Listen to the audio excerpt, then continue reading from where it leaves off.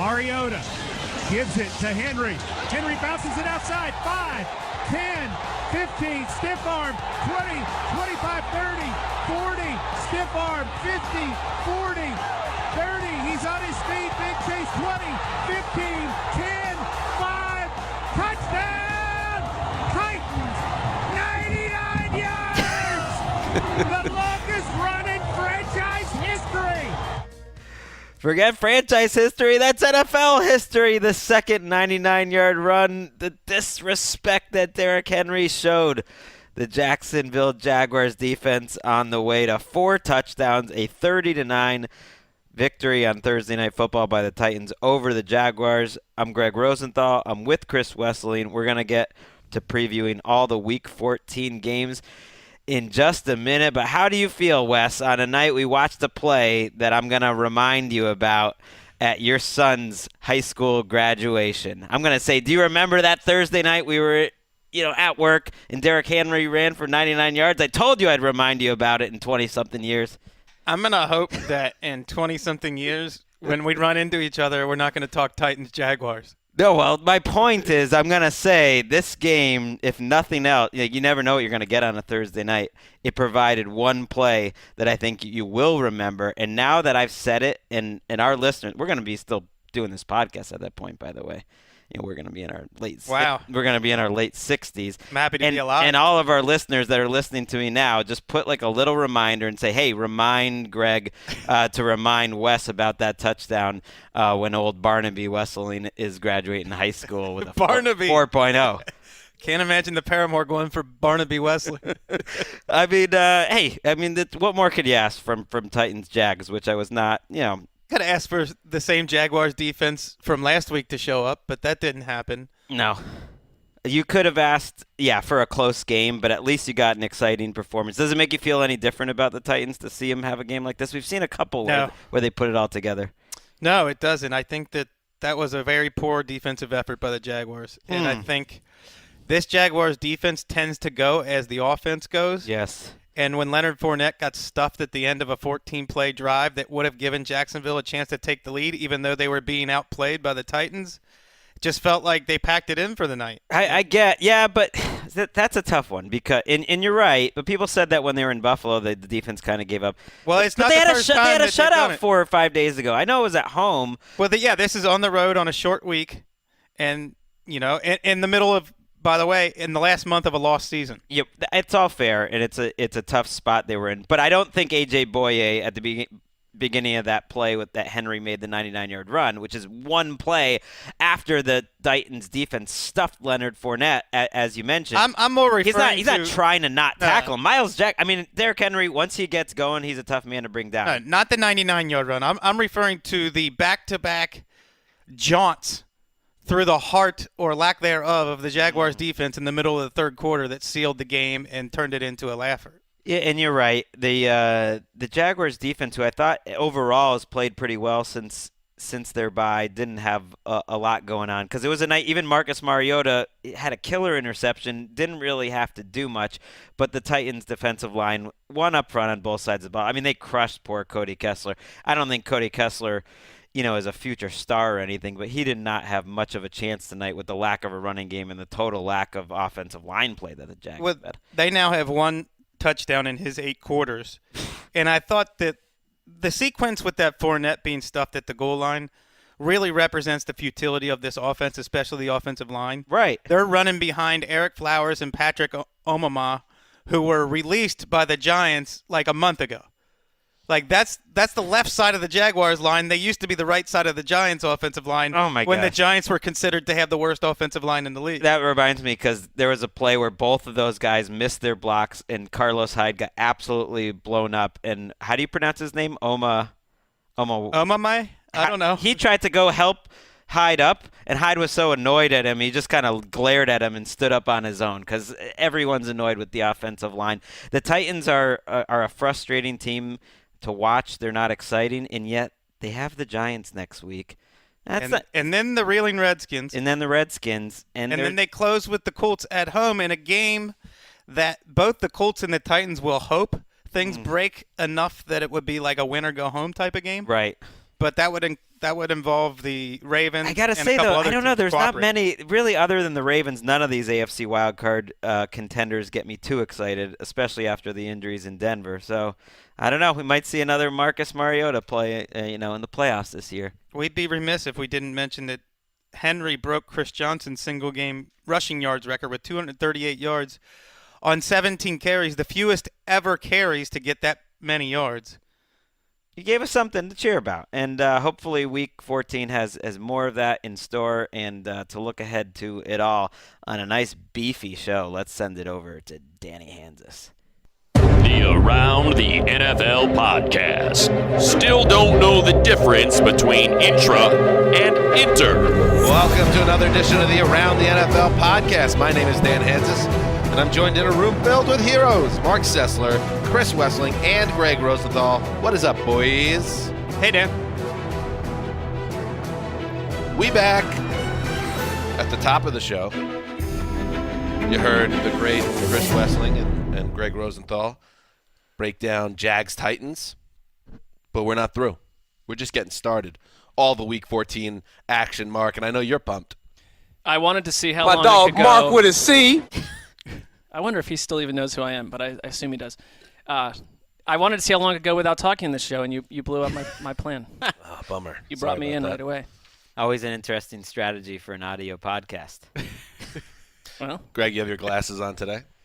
Yeah, my contacts were bothering me, and the reason you can't really wear glasses in LA is it's always sunny, but not today. Ooh, Rainy, no sun. I love it. It's cool. I love this miserable weather. It reminds me of home. Cold and rain, and nobody wants to be outside, and everybody's kind of in a bad mood. yeah, but you essentially just walk to your car. Like for those of us that Uber, Wes and I often do that. You get stuck, and then suddenly the Uber that tells you it's 3 minutes away, it's sitting in a parking lot, and so it's actually like 9 minutes away, and you are a soaking hot mess 100 feet from the work front door. Sounds pretty hot. Call though. your Uber from inside and wait. Such an Like, easy why would you solution. call So it I and do. sit outside in the rain? That's a fair point. Coming up on today's show. Oh, that's the siren. You know, the air horn means the 26-hour window to negotiate who gets to be closest to Wes as a groomsman has expired. So I will take that vacancy. I will be closest to Wes. I didn't now know that this we was a are a thing. part of the wedding party. Wes was so nice to offer it to us yesterday. We accepted, and now that window is closed, it's all a first come first serve. So I will be closest to Wes in terms of the heroes in this room. I mean, the assumption that you have any control over this, because there's probably 4 or 5 handlers, including the paramour, who is going to be very hooked into, like, the line needs to be done by height. I spoke to her. Well, first of all, All right, well then. the best man my is, argument. is first, so that's been confirmed who that is. I said only in this room. I Right. want to be closest. I want to be better than you guys, basically. When Wes, the most important moment in Wes's life, I mean, I do remember. I want to be close. I do remember as a impending groom, what I liked are like friends or family or just anyone else that wants to tell me anything about how to do the wedding. Like It's helpful, Those are the right. friends and the groomsmen that I really appreciated. Like the super high maintenance groomsman that Wes, a month from now, is already regretting involving in this. I'll probably get in trouble for this, but I am all for Dan's philosophy of just do things the way you want them, and we don't have to be by height or matched with No. the women in the party or whatever. No, I'm going to get in. I don't like all these rules. yeah, Let's just have fun. yeah. You look over, and I'll just shoot you Yeah. a little wink. Yeah, I'm not Dan, and like it would never even cross my mind that that's better to be closer or not, right? Isn't that how most humans think? Well, also, you're in a tough spot because you know you're in a 50-50 scenario. You're either going to be closest or furthest because of your height. So you're not going to be in the but middle. why would I give a Censored. either way? I don't know. I mean, Dan, Why would anyone give a Censored. Right, it sort of sounds like in your mind. you heard this- the air horn. It's official. and I'm gonna but be it closest. feels slightly like this one day that Wes and Lakeisha have been waiting their entire lifetimes for, and your mind has a little bit more to do with you and how you're presented in front of a large crowd of people. Yeah. I'd find that concerning. Well, Wes is fine with it. Yeah, everybody gets to put on a show, not just why do you people think? get married. Why do you think Wes made him a groomsman? Look how close we are right now. It's going to be just like the podcast. Well, let's see I'll if be we all talking get during there it. with the way this. We should all be putting on a show all the time. All right, let's get to the games. We'll start with the 1 o'clock games and an AFC East showdown of epic proportions. It is my 3-9 New York Jets riding a 6-game losing streak up against the Buffalo Bills, who found a way to lose, Mark, last week against the Dolphins, but have been competitive in recent weeks and even spanked the Jets 3 weeks ago by 30 points, a 31-point win at the Meadowlands. The only difference between that game and this, other than Kelvin Benjamin not being around, is Sam Darnold is going to play for the Jets. Well, and I'd like to see that make a big difference. And I'm not sure that it will, because I get that this Jets team is a raging disaster at this point. But, you know, when these guys got drafted, this is what you wanted to see in the NFC East. You wanted to see Sam Darnold versus Josh Allen. I think Josh Allen has carved out this fascinating little niche for himself where he's essentially just an insane runner who has outgained Christian McCaffrey, Saquon Barkley, Ezekiel Elliott, and Todd Gurley over the last 2 weeks. I mean, he's an incomplete product through the air, but does some great stuff. But come on. How about Jets? Do something to stop the bleeding, and poor Dan's dad, who, having to listen to his last wrap-up, Come on, Danny. I feel concerned for his well-being out there on the East Coast, having to deal with this product week after week. You're going to clean everyone out. It's a tough order to deal with Buffalo's defense in Buffalo, but come on, Jeremy Bates. Take the handcuffs off and show us something down the stretch with Sam Darnold. Give you something to go into the offseason with. It irritates me how they run this offense when Darnold's been in there. It's been Bates isn't coming back. This is not going to be a Jim Bob Cooter situation where the coach gets fired but the OC stays. It's going to be a total house cleaning. So you wonder, even as a Jets fan, you want Darnold back in the lineup. You want him to continue to get reps and hopefully end the season on a good note. But I don't know how much carryover there is because the whole thing's going to be blown up. I'm at the point now where it's like, just don't get hurt. Please. No serious injury. And that's the most I can ask for, which is not a lot. A couple games can change so much. 4 games is a long time in the NFL. So you could Geno Smith, 2000. right. You could feel a lot different if he starts Sam Darnold making the progress that I think. I'm not being too optimistic to believe that Josh Allen started to make the last couple weeks. I'm not saying he looks like a future star or anything, but I think you can see some incremental progress. Not just that he's making some plays, but that he's doing some things you would expect an NFL quarterback to do a little bit better. And if you're a Bills fan, I think you have to be happy because unlike Jeremy Bates and the Jets, I think this Bills staff is returning. I mean, you can never know about the offense, but I remember early in the year you were wondering, Dan, if McDermott could be gone. There's no way he's gone. No, probably not. Let's move on. The 6-6 Carolina Panthers, losers of 4 in a row, travel to Cleveland to face the Browns. The Browns, after 2 straight wins, kind of got smacked down by the Texans, so they were humbled a bit. They fall to 4-7-1, and they are they in the hunt? Would they be in the hunt, the Browns, at this point? No, they are no longer in the hunt. They had a chance to get into it if they won last week, and now they're done. It's the goal. Get in the hunt. And then, Wes, on the Panther side of it, who's the most to blame for this 4-game losing streak that has really turned the season upside down? Well, I would say in 3 of the 4 losses, or at least 2 of the 4, bad luck is to blame. But also Cam Newton's sore shoulder. The chickens are coming home to roost here. His passer rating has dropped precipitously over the past 4 weeks, and under pressure situations, and sideline throws, and throwing on the run, in almost every category where you can measure arm strength, his passer rating has dropped, and it matches what we saw on film this week. That he can't make some of these throws, especially when the pocket is muddy. He needs to be able to step into the throw, get his whole body into it in order to make the throws. This is a major injury, I think. I mean, there's questions about off-season surgery. He had this shoulder operated on a couple years ago. And so is it one more loss and the Panthers potentially shut him down, or are you going to try to keep him in there hoping to salvage what certainly appears like a lost season to begin with? Well, I think they would wait until they're out of contention, especially with Ron Rivera fighting for his job. I don't think Ron Rivera should lose his job by the way, because I think that Norv Turner's onto something here and that they should continue on that path, and that over the last 6-7 years, Rivera is about as good a difference-making defensive head coach as there is, or at least he's up there, and I just don't think it's worth blowing it up unless you're this new owner that has like a great idea of what to do. But I would say the biggest problem is that they don't create pressure. I'm thinking of a couple plays in their loss, who was it to? Seattle, where they blitz, which is not something they're known to do, and they still couldn't get pressure, and Russell Wilson picked them apart. Early in last week's game, could not get pressure on Jameis Winston, and ultimately they're not a good pass rush team, and that's what they've been over the years. They're not the Panthers we knew. And keep an eye, Mark, to your point, on Carolina here. If they can't beat the Browns, and it is no shame now to go to Cleveland and lose. The Browns are a team on the rise, inconsistent, but they could beat a lot of teams in their building. If they lose this week, they go 6-7. I agree. Unless Newton is hurting more or has a setback, he'll probably start. But then you got New Orleans the next week. If they don't win that game, if they drop to 6-8, I would imagine they would shut Newton down and begin what could be a really tough and offseason filled with question marks. Because they twice operated on shoulder. That's like Chad Pennington's situation, Right. For a quarterback, and you wonder if he'll ever get it back. The one bright spot that I see in this matchup for Carolina is watching the way that Cleveland was gashed on the ground early on by the Texans on the run. I don't know if it was the scheme. They had this deep safety thing going on, but it was embarrassing. They haven't really had that happen to them that way, even though they're the 28th run defense. It was an embarrassing first half the way that they played defense last week, and Christian McCaffrey's on fire.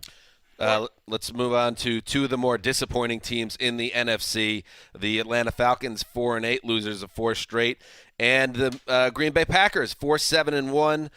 They have lost 5 of 6, and that slump cost Mike McCarthy his job. So it's Joe Philbin's first game, Greg Rosenthal as interim coach. There has been this idea, you see it on Twitter, that Aaron Rodgers might take off now, that this could be a change of scenery that sends the Packers off and running. But at what point do we just give up the ghost of the Packers this season? I mean, I don't think it's because Joe Philbin's going to walk in there and inspire the troops or anything.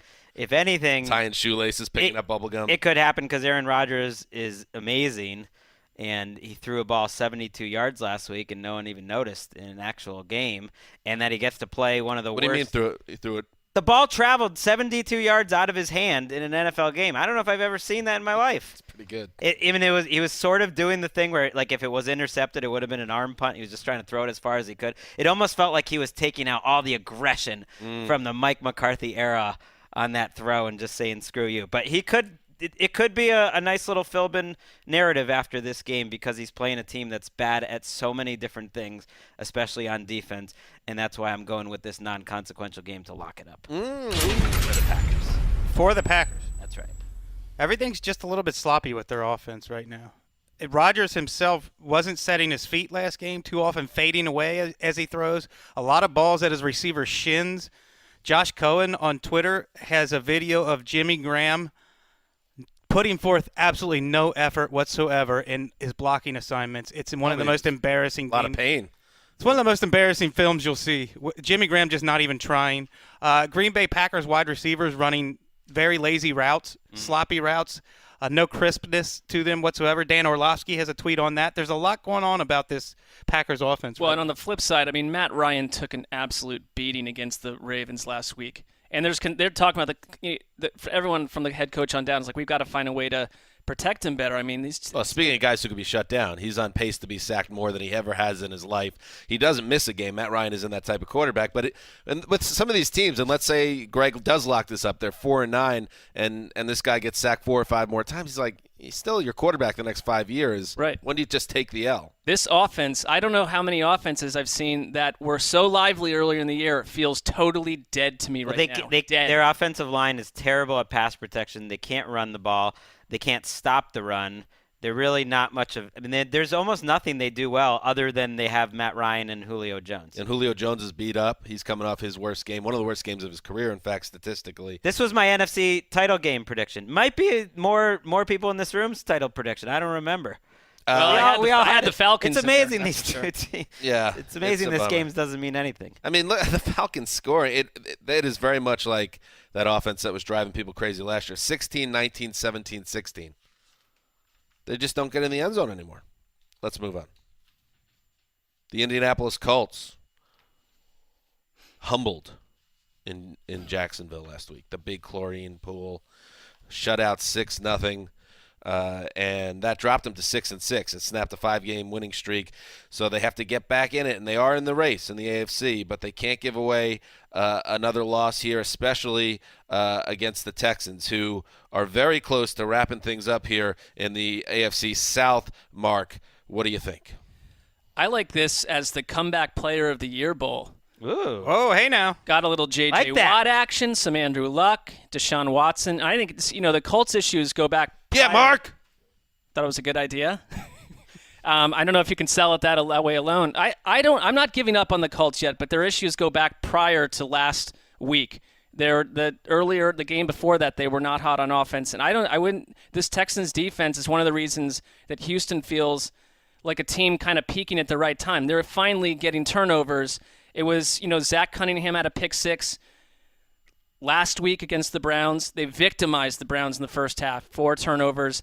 And Justin Reed had that huge pick six 2 weeks ago or 3 weeks ago, and then had a huge fumble recovery against Antonio Callaway last week that I thought really sort of sealed that game. Right, he's like the 12th ranked safety by PFF.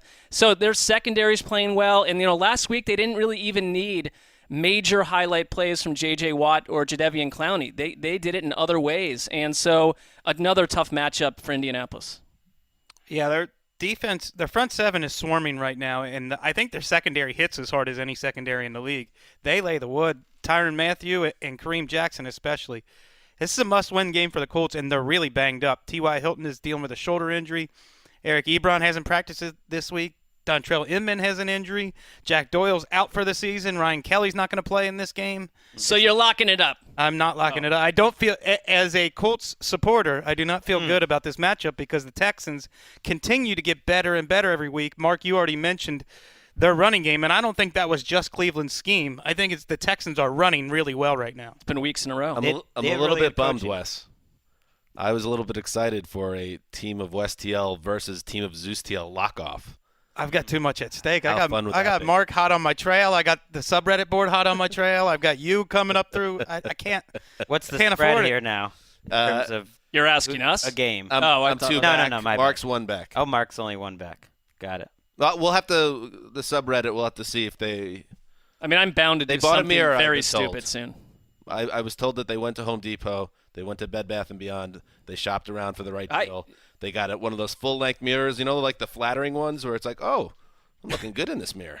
Yeah. All this work in the Peloton, it's I mean, paying full-length off. mirror, you look good depending who you are. It's not everyone looks good. Right, but it's one of those, they're flattering mirrors, and they got one of those, and that's good. And I don't know who they locked up this week, but if I respect their lockup, I will say, okay, You basically they're in the shamed race them here. into a suicide mission. I did not. That was hey, you take the Browns on the road against the hottest team in the league. That's your thing. Don't put that on me. There was a little bit of listener versus Dan heat on the Reddit board. Wait, so are this you week. locking Just this to up? let That's you know. fine. We love each other. Sometimes you just gotta be honest. I am gonna lock up the Houston Texans because I've been doing it. I've been on this team for weeks and weeks, and I haven't been locking them up every week. And I feel like it's time to sync that up a little better. Can I help the subreddit out here with one little piece of information? Sure. The hanging onion is a totally different concept than the lockup. You don't need to put both of them together. I think there was some confusion on that board that every lock has to be hanging onion. No, it does Right. not. It does not. And they were on you, I think, because you picked the Patriots at home, which I thought well, took they as can more take of a flying leap. No, I took that as more of a bit on your part on some level. Not really. I do the mirror test, but I factor in Greg's Vegas test as well, and it did pass. I mean, it's something to consider, and I'm surprised coming into this game. I know one of the most fun things in the NFL right now is Deshaun Watson developing, I think, week after week. There was the first drive of last game, this 3rd and 15 throw. He threw from the pocket into a tight window. Some of the ways he's changing protection. Dan Orlovsky had a good tweet about that. Like, Watson's getting better each and every week. But I'm almost shook that Wes is so shook. Maybe he's You are, Wes. Maybe You are he's shook. too close to the Colts. That last week's performance, which was terrible. It was almost like the Jaguars had read all the nice stories about the Colts offensive line, and they're watching Baldy's breakdowns and whatnot, and they're like, please, we're going to destroy them for 1 week. But it was only 1 week. And, as like Tom Brady once said, are you going to lay down? Or are you going to fight?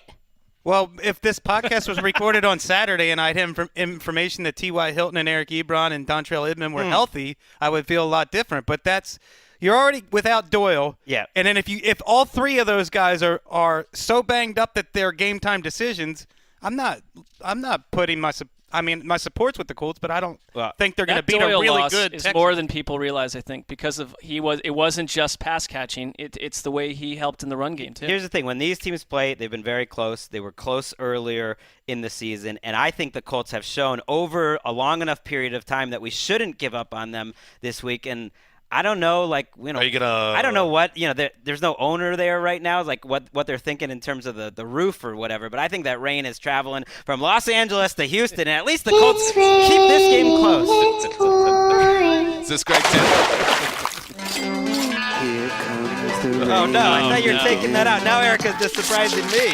Never take that out. She works.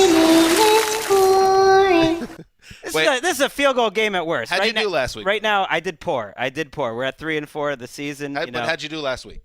0-2. Okay. Let me ask you this. The listeners should know this. No, by the way, Before they- listeners, don't hit me with like, ooh, I'm putting up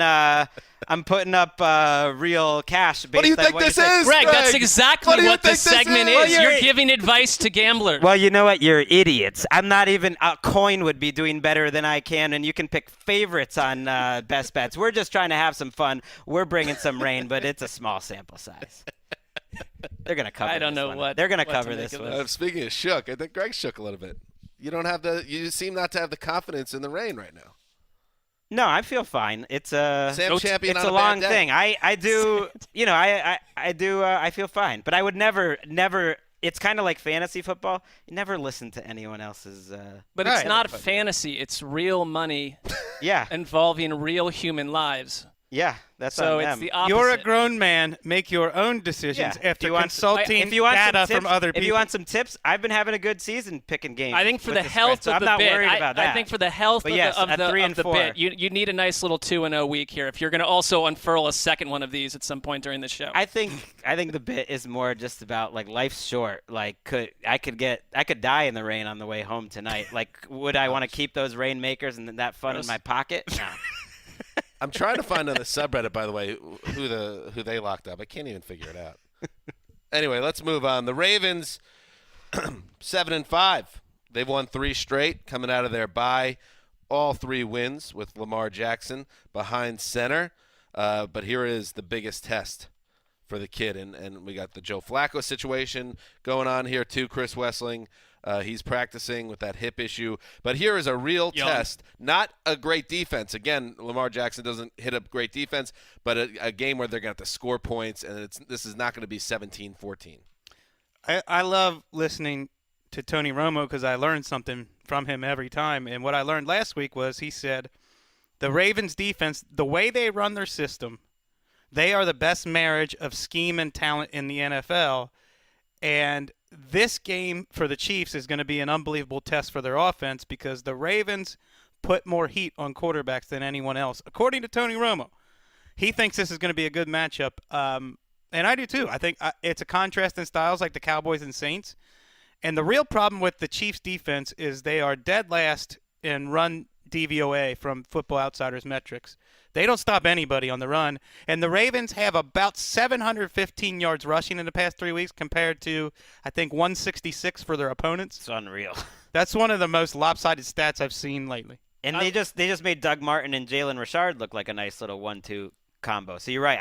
I was surprised coming out of minus the multiple fumbles, but yeah. Each Right. running back lost a fumble. All of them. All 3. That's fair, but they ran the ball well against the Chiefs. Like that defensive performance was concerning because they had been trending upwards, and that was one of their very worst of the season. I love this as sort of this ideological tussle because the Ravens the last couple weeks, I obviously not a Ravens fan, but I can get into a team when suddenly they're doing something real freaky like what this team is doing, but I'd still see a lot of mistakes from Lamar Jackson when they try to do something other than have him be one of the more fascinating guys to watch run the ball of our entire lifetime. I found it interesting that Football Outsiders tweeted that they're actually down in DVOA over the 3 weeks that Lamar Jackson has played, and they're Offensively? and they're way up in defense and special teams. Well, part of that is he's been turning the ball over and Yep. fumbling a ton, even when he doesn't lose the ball. And he's missed some open receivers, but as Romo pointed out, a lot of the reason the receivers are open is because of Lamar Jackson, because teams are trying to stop the run on 3rd and 5. So you can scheme up plays, and they're coming up with cool stuff each and every week that defenses really don't have an answer for, at least right away. Like, it's putting a lot of pressure on this Ravens staff to kind of come up with new things every week, but they've been doing it. And I agree. That's what makes football fun. It is, and I agree with you. It is such an interesting matchup when the Chiefs have the ball, because the Ravens are blitzing every down. Like, they'll come after you first down, second down. It doesn't matter. If they get you, as Romo was saying, kind of into 2nd and 11, like, they're coming.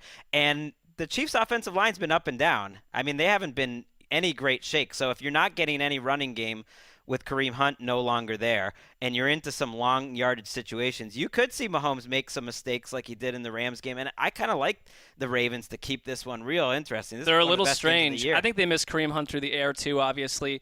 But I wonder, is this the kind of game where, we talk about all the time, the old Madden or Tecmo game where you're playing your brother and you decide to get a ground-heavy offense and just milk out the entire first quarter. And then, oh, by the way, there goes the second quarter, and you keep the ball out of the other team's hands. It's harder said than done, but this is a better option to keep the Chiefs off the field than a lot of other teams. Well, they've been doing it. They have the most 10-plus play drives, the Ravens do, of any team in the NFL by a decent margin. They've scored points That's in pretty 18 amazing. consecutive quarters, I believe, that's the goal, right?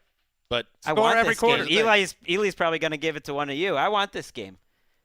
No, I'm not requesting this. that You can have strategy, it, Greg. that ball control strategy, that works. But don't if you fall behind 14-0 or Well, 10-0 you've got to control the game. You cannot fall behind. I think that if this game is close after a quarter, I think it will be a fun game. But I don't know. The Chiefs at home, I could see. This is a nice little continuing to run it up. MVP potential moment here for Mahomes, Yeah, it is. because you take care of the Ravens after the week he had last week where he's throwing up just an insane amount of people. Hey, people ask us which Game Pass games to watch sometimes. Go watch that. Just watch the Chiefs on offense last week. It was so I know much you guys fun. have both, and I think Mark as well, have been saying Drew Brees is your MVP pick. But after Week 13, he had to have closed the gap the way he played, combined with But Brees getting shut down. I totally agree with you, because I'll always stick to the fact that it's a story more than like a real scientific study, especially factoring in who votes. But it's like, if you put that Saints game back in Week 2 and they just kept doing what they were doing, no one would even remember it. Right. But because it happens on Thursday Night Football, it's like, oh, Drew Brees isn't the MVP leader now, potentially. It's sort of drives me nuts. I think they're 1A and 1B. I would probably. It's also a great race. No, it is a great race. I think No, Mahomes. it's the best race in a long Mahomes time. is setting records, and he's doing things that you also just your eyes have never seen. So I think he's right there, 1A, 1B. Yeah, and I don't think you can just off the cuff keep saying that Aaron Rodgers is the most talented quarterback in the NFL anymore, because That's a good Patrick call. Patrick This year. Mahomes' talent is up there with anyone. All right, let's move on. The New England Patriots, 9-3, first place in the AFC East. They currently have the second seed in the AFC, which would mean a bye for the 9th year in a row, I believe, Greg, if they can hold on to it. They travel to Miami to face the Dolphins. The Dolphins got by the Bills barely last week, Greg, but Pats, this is Pats season. And the kids, they do SZN, Pats season. December football, they take care of business in this spot typically. They do, except not in this spot specifically being Miami. Miami's They've troublesome lost for them. 4 You're or right. 5 there. It's What? Pretty amazing. This is the one team that seems to get under New England's skin Trouble season. through many in this, eras. In this trip, right. They had a few big losses in the early Pats dynasty era, and they've now lost 4 or 5 there down in Miami. With that, What is Wes laughing? I'm laughing because it's around this time every year that we have to remember Ronnie Brown and the Wildcat. yeah. Well, they also knocked New England That's out right. of the playoffs, or at least it was in that 2002 season after they won the Literally Super Bowl. 16 years ago. There's not much to point to with Although New England. real Pats fans will also remember, I think this is kind of in Miami. It was almost where the dynasty started. A Week 5 game where Troy Brown scored an overtime kick started that 2003 season. Erica remembers she was 6 years old back then. But I'm not worried about this game at all. I don't care about the 4. Oh, I'm not. It's weird. Patriots fans are super panicky because their offense clearly isn't as good as it's been the entire decade. It's the worst Patriots offense since probably 2009, which is, it's relative. It's still pretty solid. But I like the way that they've changed gears and they've been way more aggressive defensively in terms of their blitzes. They're playing a little more of a defensive ball control game because they know it's a little bit of smoke and mirrors, that it's all around the running backs, but it's okay. There's different ways to win games. Patriots won a lot of games last decade doing that sort of style, and I think they're doing it well right now. One thing that's happening with the Dolphins, this came out today, that Xavier Howard, who's been awesome, we talked about him on Sunday's show, is out, it sounds like, but there's talk that he may have undergone or will undergo surgery on his knee. It's a bad loss for the Dolphins. This is as good as I've felt about the Patriots since week one. The way they're playing, and I don't think you can just shut down the short passing game or just shut down the running game and then you shut down the Patriots. That's like why Greg said, you can win it several ways with this offense. That's why I'm going to take the Patriots and lock them up. No, I'm not. All right. I don't do that. That was funny. I like that. Dan's hair was on fire. Yeah, there for I a was- second. I didn't say anything. Yikes. It was just okay. Listen, it's a mirror. I can't see what. I That would not pass- cannot look in the mirror. That would not pass the point spread test there. I don't care about that mirror, but the one of just varied self-respect, it doesn't pass that. There is something to watch, No. though. I think Gronk. Forget about the Dolphins. Yeah, the Dolphins Get 'em got outta here. outgained by. They've only had a 248. losing record 1 week all season. They're about to have it for 2. Bye-bye. Oh, one other question, Greg. I read and I enjoyed your QB index thank this you, week. yeah.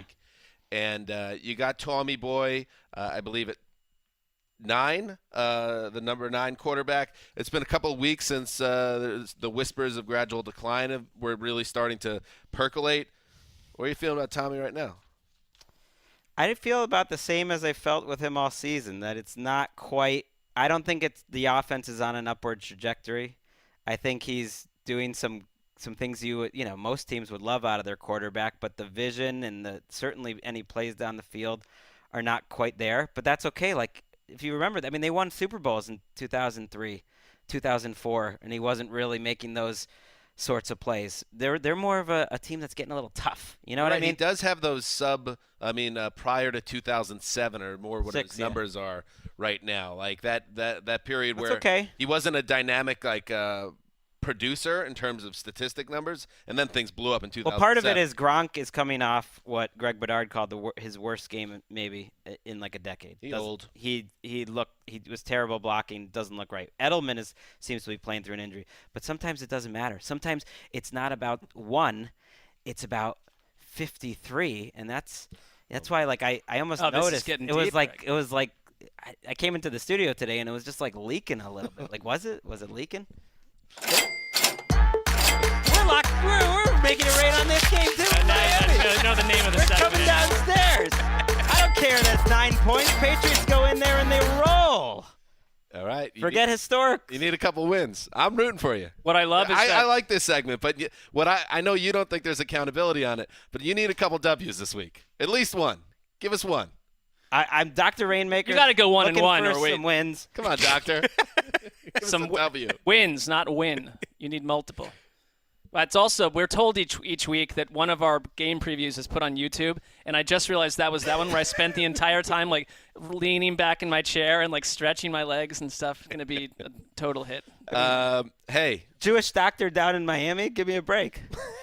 can't lose. Gonna fit right During in. Hanukkah? Dr. Rainmaker. He's still calling for the song over. Censored. Light the candles. Censored. The office hours are open all weekend, baby. You're going to lose your license All if right. you don't start winning. Come join the celebration. Malpractice. Hey, speaking of the holidays, this holiday season, treat your family to world-class steaks, burgers, chops, and more with Omaha Steaks. Omaha Steaks is a fifth-generation family-owned company with over 100 years of experience delivering perfectly aged beef hand-cut by Master Butchers in Omaha. All beef is USDA inspected, and you even have the option to customize your cuts. Right now, Omaha Steaks is giving an amazing limited-time offer to my listeners. Hey, that's what the copy says. I mean, you're always asking for the copy to be adjusted. You This one's could fine. request that to be a little bit more team-oriented, but that's Or you could just adjust it. Listen, you got to read the copy. That's what they ask for. In fact, look at this. Look, please read the bold points verbatim. It says right at the top. Feel free to personalize anything else. Can people on this show use that code? When you go to omahasteaks.com and enter code AROUND into the search bar, this is for you, Wes, you'll All right. get 74% off Omaha Steaks family gift package, originally $195. Now, 74%. Yep. That's Yep. a hefty percentage. Absolutely, guys. Let's stay in business here, please. Now it's just $49.99. Order now and you'll get 4 hand-cut top sirloin steaks, 2 premium pork chops, 4 chicken fried steaks, 4 Omaha Steaks burgers, 4 kielbasa sausages, all beef meatballs, 4 perfectly browned potatoes au gratin, 4 caramel apple tartlets. Mark, that's for you. You could dig in on that. Yeah, Plus, give those to me. get 4 more Tartlets. burgers for free. Get this limited time package for only $49.99 when you go to omahasteaks.com, type AROUND in the search bar, and add the family gift package to your cart. I heard Mark Maron in his podcast read that same ad, and I almost see it like as a challenge because I feel like our listeners should be manlier and like steaks more than Mark Maron. We can take them down. Did they send Marin steaks? Mark, how do you feel I'd about love to have the Greg personalized- equating I didn't eating hear that, steaks yeah. with manliness? I think it's short-sighted. It's a jump to conclusions. It's Yeah, no, that's true. It's also sexist. Like no one likes steak more than my wife and many women. I think out there, you too. So I've might really have stepped into in it. multiple ways. All right, here we go. Let's move on. NFC South matchup. The Saints at 10-2 travel to Tampa to face a frisky Bucs team. Mark 5-7. They've won 2 straight. Drew Brees, though, I buy into this. Some people say, oh, these are fake, made-up sports narratives. I like teams that are angry, and they just got kind of humbled after a hot run, and now it's like I don't want that team after they got shut down for the first time in 2.5 months. Good luck to you, Bucs. There's a couple games like that this week, and I agree with you. I have kind of been sort of just dismissing the Bucs here and there as a bit of a disaster, but I thought they played one of their more complete games last week. And they, it came down to the end against Carolina, but they also in that game fumbled the ball at the goal line. It wouldn't have been nearly as close as it may have been at the end had that not gone Carolina's way. Still, though, despite the turnovers, that was a nice change for Tampa Bay to wreak havoc against the Panthers with all the takeaways. But they still remain the team that is allowing the highest completion percentage in the league, the highest QB rating, and has gone. And here comes Drew Brees, and who's completing like 91% of his passes, roughly. That's close. Been better though over the last month, really. The Well, Bucs. they got- part No, of it I- is their opponents, but I They think- got I think Levante that- David back last week, and Gerald McCoy came back the week before that. So I think they they're flipped healthy. the script a little bit last McCoy week. was and the so, MVP of that game, and that was I agree with you. That was their best game overall. Of the season. I thought Jameis Winston actually played a clean. For the things you kill him on, it was a different type of performance from him. And so I don't think it's just to go in and blow out the Bucs type thing. I don't really see much of a home field advantage in Tampa Bay at all. And that the road is where maybe you can get into Drew Brees' mind, I guess. But this isn't like, hey, here's what the Cowboys did. Let's go copy that formula because we're the Bucs. No. Yeah, I'm not going to fall into the recency bias trap here. The Saints should win by double digits in this game. What about outcome bias?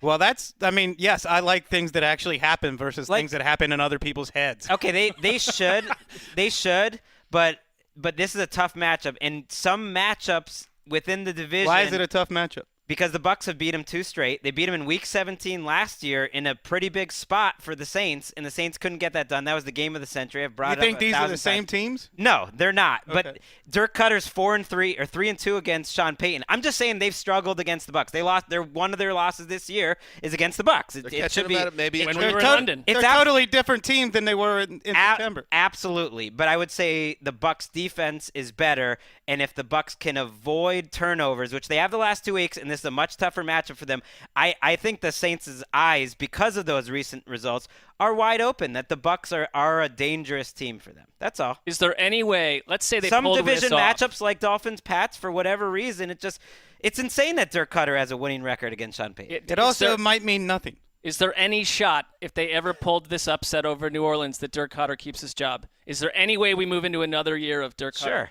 If they go 8-8 or something, he would have a shot, don't you think? He gone. By the I don't way, think that's going to happen, this by is, the way. I'm just saying. This is, if you're listening to the show, you're probably aware. This is for almost every fantasy league, the opening of the playoffs. And you're feeling good if you got Alvin Kamara because the Bucks get tore up. Now, McCoy's back, and that's important to keep in mind. But they are on a really bad streak, 7 straight games, so their opponent has over 100 yards rushing. So Kamara is set up well to do some damage. And Mark Ingram. And Mark Ingram. Mark with a K. My dog Mark with a C. Eric is like, it is already the weekend in my world. It's like, what is she doing? She's like swiping right back there. writing in her diary. I'm pickier. Go left. Let's It's like putting social up for the broadcast. The New York Giants are 4-8. They've won 3 of 4, but well, when you start 1-7, it doesn't really matter. Or does it? They travel to D.C., Landover to be specific, to face the Redskins, who are skidding. They're 6-6, and oh my goodness, Chris Wessling. They have Alex Smith. He breaks his leg. And by the way, there's news, not great news. We don't know how Terrible news. bad it is, but there was a news today that came out that he's dealing with an infection in the area of where he suffered that broken leg. It was one of those gross injuries where the bone goes through the skin, and I think that is complicating things perhaps. He had a spiral fracture, which Yeah, is a about the total worst kind you mess can get. down there. And I do remember going back to Tom Brady in 2008. He had an infection after his surgery. Remember, there was a lot about that. And he ended up fine. So hopefully the same thing with Alex Smith. It's just a part of the recovery process and a little bit of a setback, but that's something to keep By the an way, eye he's on. in a hospital room next to Colt McCoy. I Right. find that to be pretty much a picture of the Redskins season. Yeah, that was part 2 of this, is that then Colt McCoy, 2 weeks later, breaks his leg. Not as ghastly an injury, but it ends his season. So now it is Mark Sanchez against the New York Giants. Chris Wessling, how you feeling? Well, I thought about locking this up in the Giants' favor, but I couldn't look myself in the mirror. Ooh. They're a much better team than the Redskins are right now. With Mark Sanchez and half a playbook, and their offensive line had another couple of You injuries. feel that last strong, you should be making it rain this week because, it's a pretty close little spread. Are we back Well, here again? I'm saying no, we're not. I'm just saying if he's feeling so I good. anoint you as my rainmaker. But Let's get like Lucinda Williams playing for Wes when he does his Rainmaker. oh, I like that. Landon Collins to IR, out for the year. But really, what I really want to talk about with the Giants, Dan, Yes. is the reigning special teams player of the week. Oh. And you know that ever since Graham Gano took a turn for the worse, there's a vacancy right there at the number 2 spot in the Yeah. kicker rankings, right behind Justin Tucker. And I want to nominate Aldrick Rosas. Rosas! A guy built like a linebacker. He kicks them from 57. He kicks them from 40. He kicks them from anywhere. He'll tackle you on special teams. Excellent. This guy's money, and the players and coaches love him there, and he doesn't miss kicks. Dan just reclined and unbuttoned the top of his pants. Really weird. A very Unasked nice for, by the kicker, a guy that's going to be, in a lost year for New York football, the kickers have been good for both Yeah. New York teams. So you have that going for you. Hey, and the kicking the elements. Hey, stuff. I do enjoy the section of the season where Eli Manning, out of spite, continues to ruin the draft pick of the man that will replace him. It's Like smart. that's just like a fun part of the year. Or said he's not as bad as you want him to be, and he's He is like doing the enough. Giants. He's the 23rd or 4th best. They didn't win last week Entity. because of Eli. They're going to regret these He wins. had some bad plays. I think They're there not is. going to get their quarterback in the I think draft. there is a chance that they'll keep Eli though and Oh, yeah. draft someone. There's a chance. Well, I'm fine as long as part 2 happens, and not in round 3. Not Kyle Lauletta again. Another guy who's going to start Ralph flying Lauletta. off the highway in week 8, getting upset at And- police and running away from cops. And I talked that. That's what you build around. I talked on our Twitter show that they shouldn't get rid of Jay Gruden, who I think's done a good job overall, and he's an offensive coach. But by the way, the Redskins' defense, which has been pretty bad overall, is not that injured, and it's still a bad defense as it's been throughout the Gruden era. So he doesn't deserve a pass for that. I have a deeply unpopular hot take, especially in this room, and it's even a little hard for me to say because my team's quarterback. But I don't think the Giants got their draft pick wrong. Who's the That's best player not in the? that's not unpopular in this room. I thought it was. I thought. Well, No, I don't subscribe to the I- theory that you have to take a certain position at a certain. I think That's that, a me thing, though. I would rather, if I'm a Giants fan, but a lot of Giants fans disagree with this. So I think And this is- Barkley is having a historic rookie season. I mean, Mayfield has been as good as advertised and maybe better with Cleveland. But the Giants didn't have a choice to get Mayfield. Right. They took Saquon Barkley, and who knows with Sam Darnold or the other rookie quarterbacks. But what we've seen so far is that Barkley is a best-case scenario, generational superstar talent.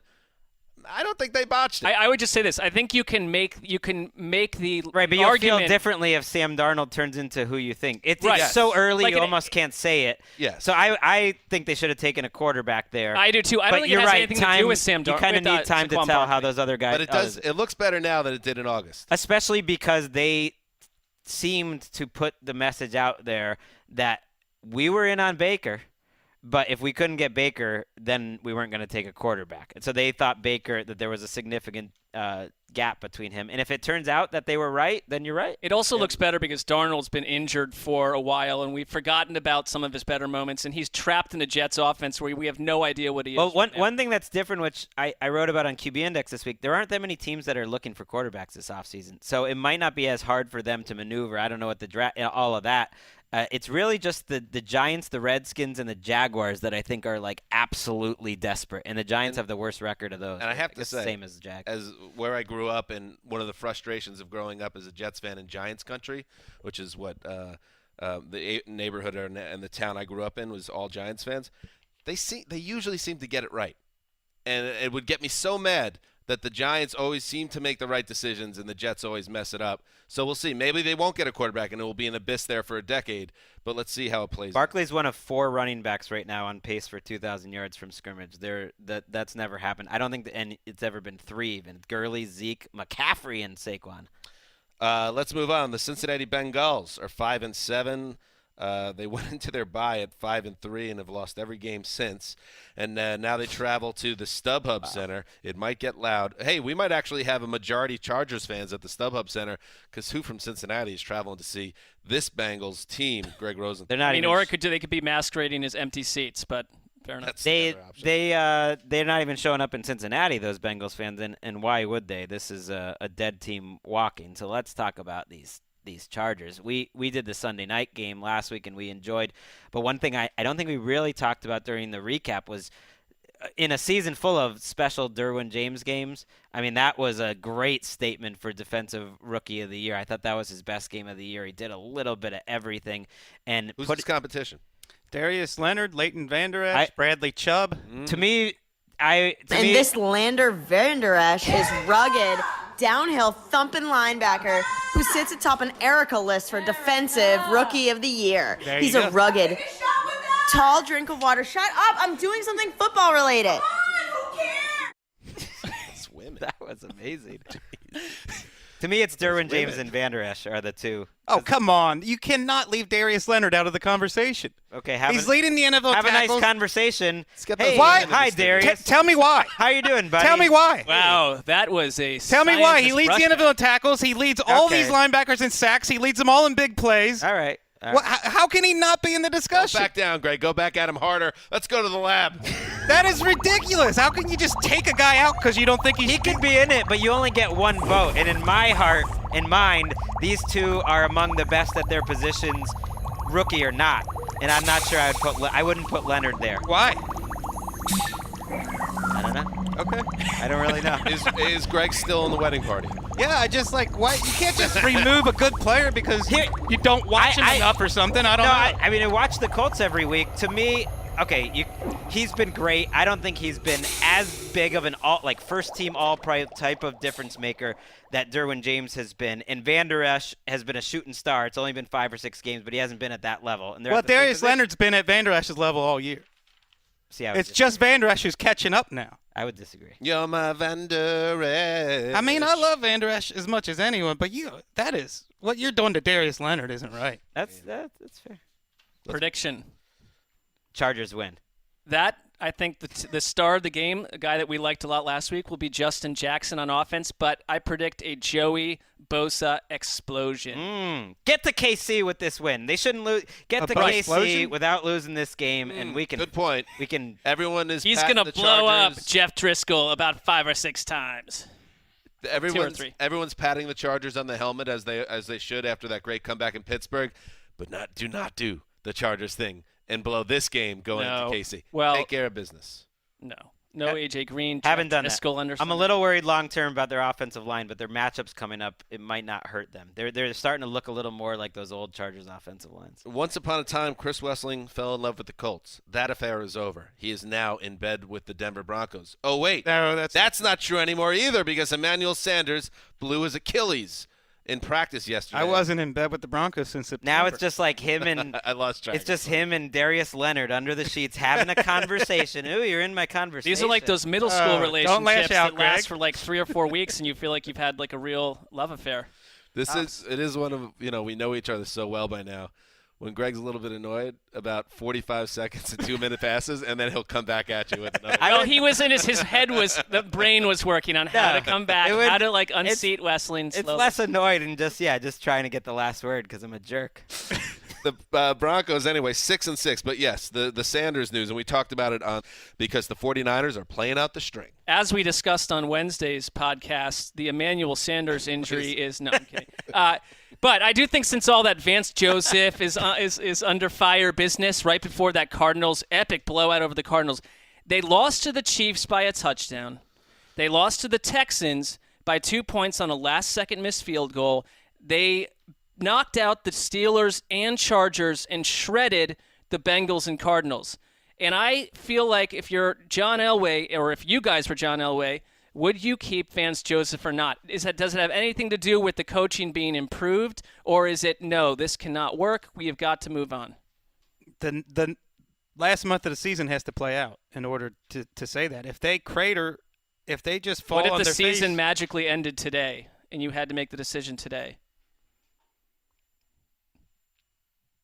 I don't know. Stumped you. Because he's done a good job getting the defense to turn around, but his strategy at the end of halves and at the end of games is so bad that I don't know. Seems to kill him with a decision almost every week in one way or He's another. 5th in DVOA right now. The Broncos are, which is wild. And there's a decent gap between them and the next group, which is the Steelers, Bears, and Patriots.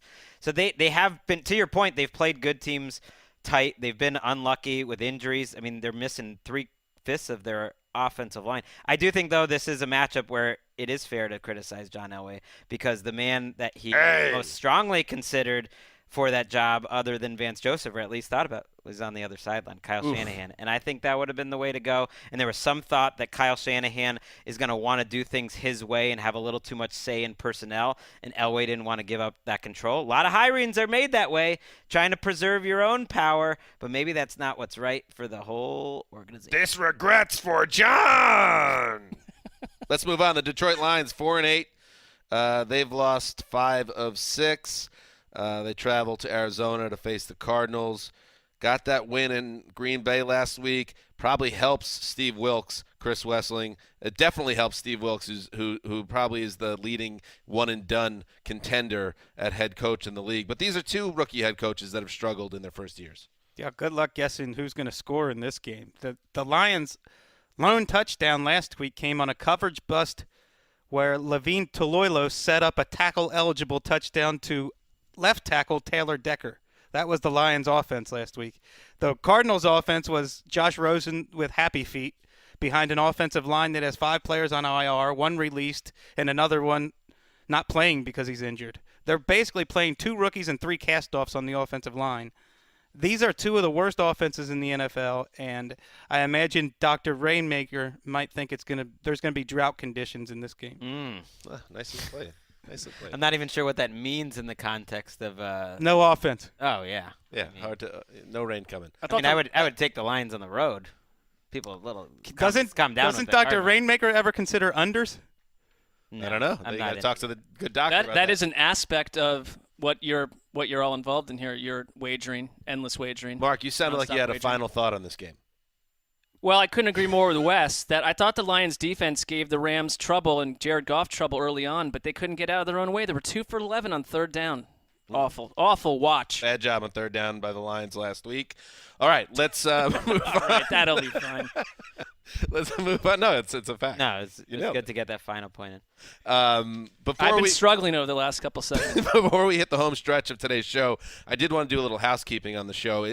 Sometimes the Thursday show is tough, and then really the schedule of this podcast is tough because we don't get time to take care of some things. And one of the things that we need to take care of, because I think it's only fair, is reach out to Dave Ely, because he came on this podcast multiple times, in fact, and pitched himself as the best man.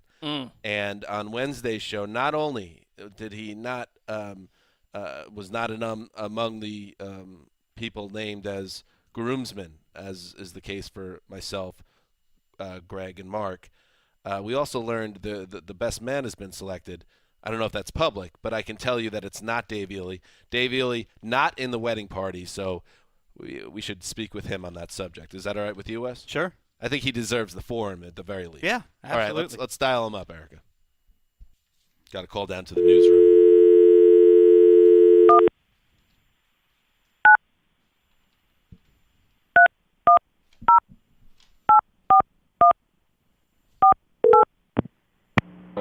NFL, it's David. Hey, Dave, what's up? Hey, how's it going? You tell me. It's going fine. I know what this is about, and I have a speech prepared. So if you don't mind, I'd like just to get my statements out of the way first. No, I in setting this up, I said it's only fair that you do get this forum because obviously this is a crushing personal setback. Go ahead. Another. The latest. Earlier today, I congratulated Lakeisha and Wes and offered to work with them on behalf of our country. I hope that Wes's best man will be a successful best man for all Americans. This is not the outcome I wanted or we worked so hard for, and I'm sorry we did not win this competition, for the values we share and the vision we hold for Wes and Lakeisha's wedding. I know how disappointed you feel because I feel it too, and so do maybe 5 other people on Twitter who invested their hopes and dreams in this effort. This is painful, and it will be for a long time. But I want you to remember this. My campaign was never about one person or even one wedding. It was about the country we love and sparkling rosé for any and all occasions. What the hell is he talking about? A famous person once said, "It sucks not to be Wes's best man, but it was an honor to be considered, even if only as a bit for a podcast." And it's that quote that gives me solace right now. May God bless you, and may God bless the Around the NFL podcast. God, I wish we had a leader like you, Dave, That was sitting in the big chair. That was Sort of like Bobby Kennedy-esque performance by David Ely. That's minus big of you, the buddy. nervousness. Wes, yeah, your like thoughts? Bobby Kennedy, like at the end of a long night.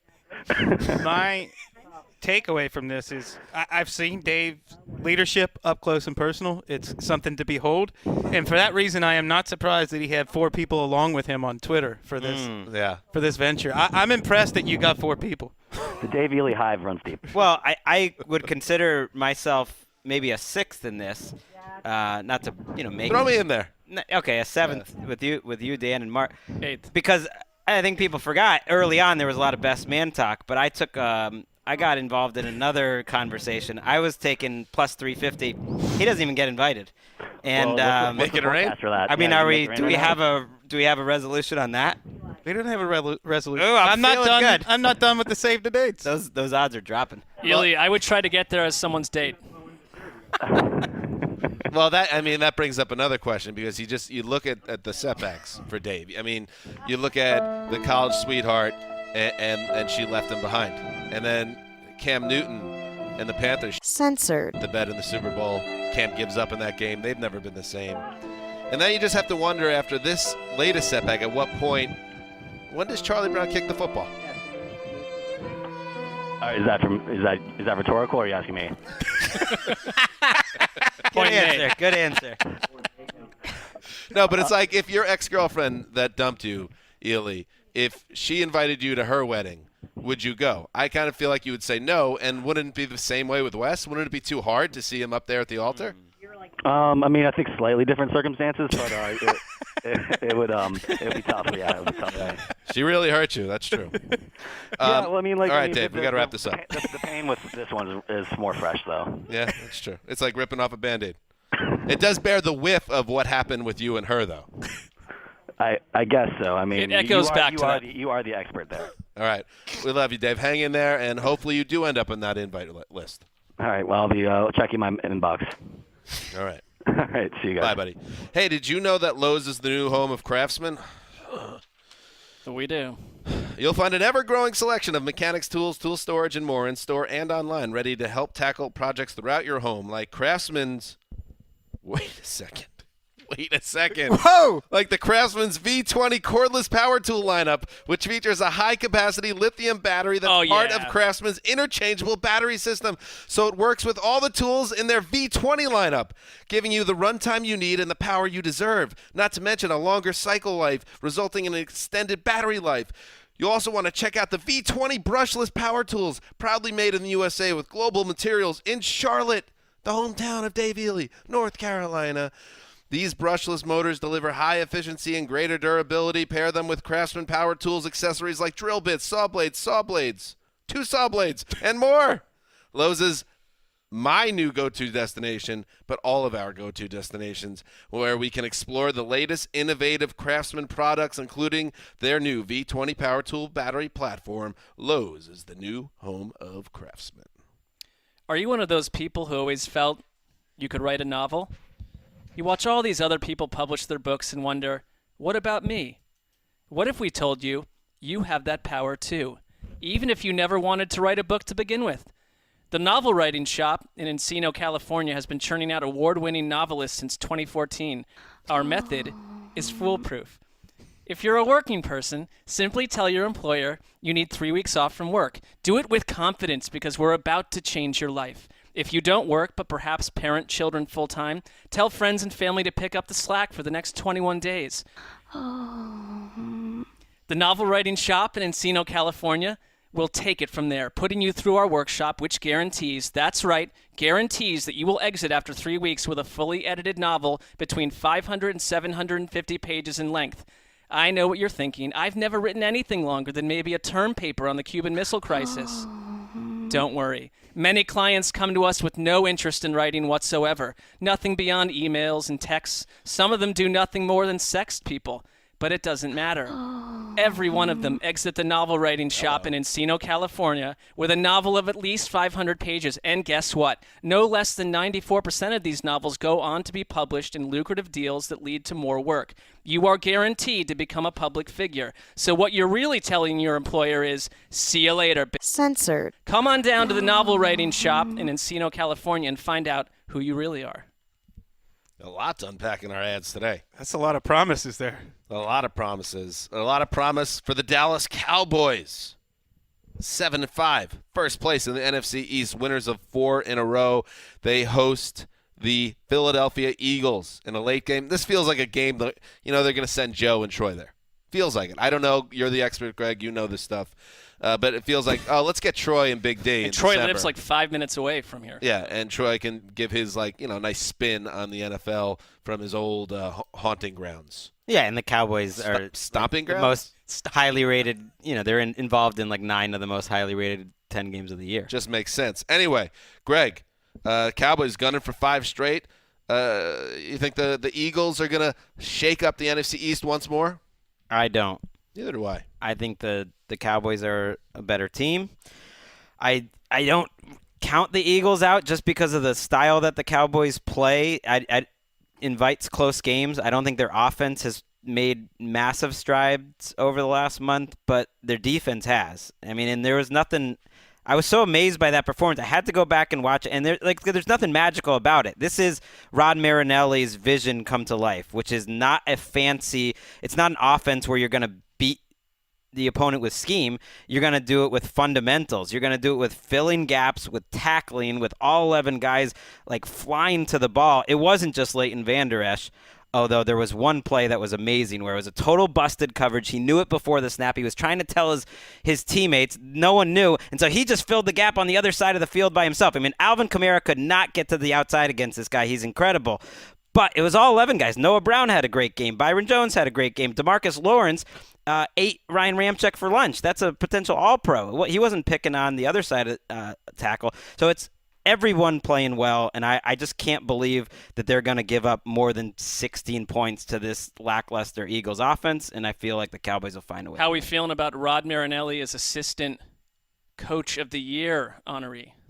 Well, I heard on the broadcast last week that Chris Richard is the one who actually calls the defensive plays. on the broadcast, Erica's podcast. That feels a bit On far the afield. actual Oh, I was NFL gonna say. broadcast of the game. And he is getting some love, absolutely. So that's a good. Well, so I think the answer is Rod Marinelli is not even in the running, not even close. But it's Should not continue- even be considered. But here's the thing: you've watched this defense for 7 years. They kind of play the same way every year, and this is what he's counting on. You're counting on great players to kind of play free, and it doesn't look like Sean Lee's going to be back for this game. But I don't think they need him.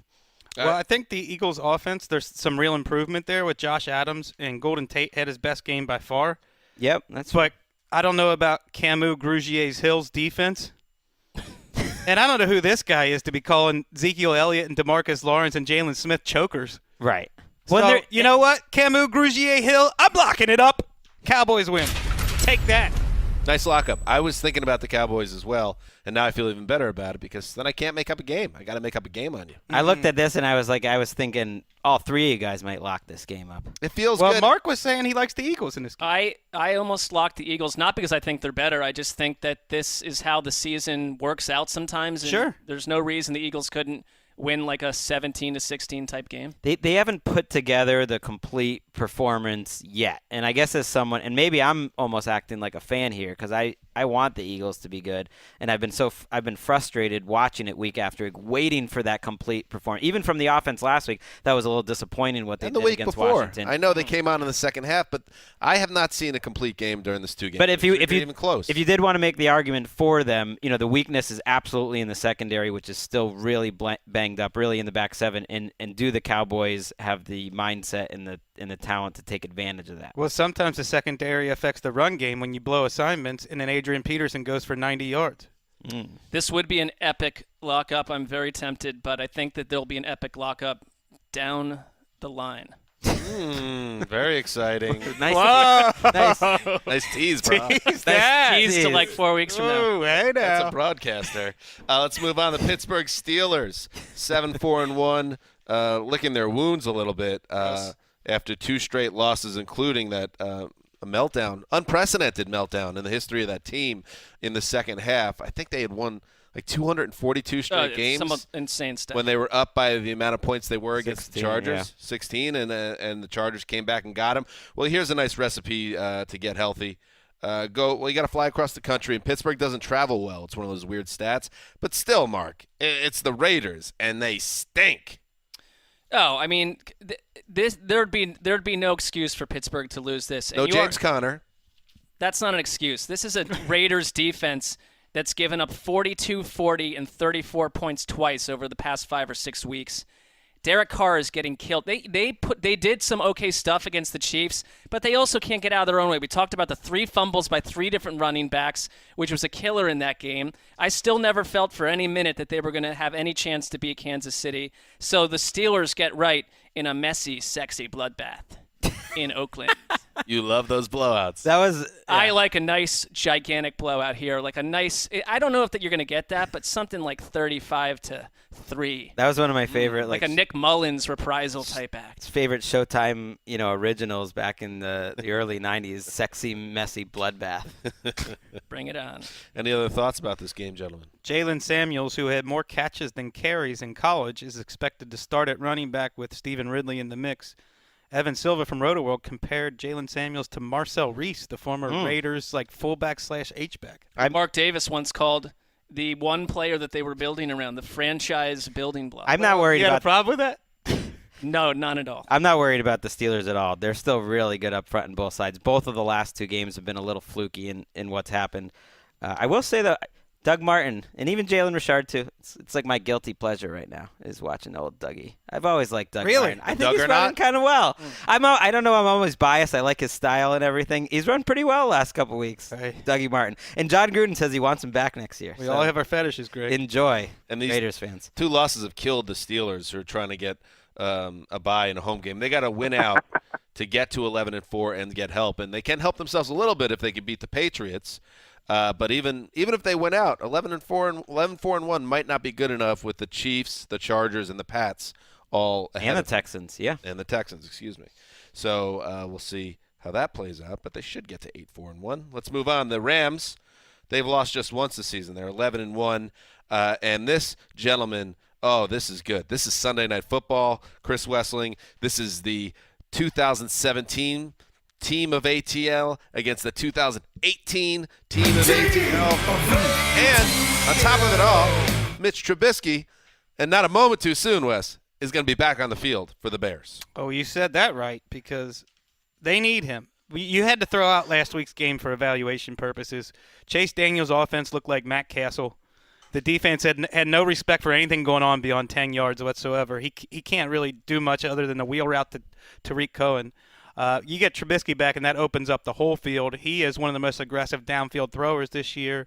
His running is a lot better than Chase Daniel. This is a good matchup, and Jared Goff, coming off his worst game of the season, now facing an even better defense. Is there any concern about Goff and the Rams offense? That was one of the more mystifying, certainly by this team, performances. Once I got a chance to see it, I by mentioned the Rams that on also. Sunday night, and I think it probably understandably wasn't taken too seriously because of the final score too. But they really did get to Goff in the first half. Then the wheels fell off the Lions defense in the fourth quarter there. Well, it's not like this is a theme for the last few games or something. It's just a one-game thing. Right. So until I see it happen more than once. It was just interesting, kind of coming off a bye. I thought they'd play well. They also didn't. Who knows? They've tried different strategies in terms of not practicing practically at all for 2 straight weeks. Maybe that hurt them. Who knows? That is an interesting strategy. I mean, yeah, they didn't practice during the whole bye and then leading up to the Lions game nearly as much as most. Did they watch film or? Would. Yeah, they were meeting and doing all that stuff, but they've had a lot of different ideas, and for the most part, it's worked. But this is as good an 11-on-11 matchup as you can have because the Rams barely substitute, the Bears barely substitute. They have guys who just know what they're doing and play the Bears defense and the Rams offense about as well cohesively as a group as any, and they're going to be going up against each other. We got to start this podcast early so we can watch this thing. Good choice. I think that good idea.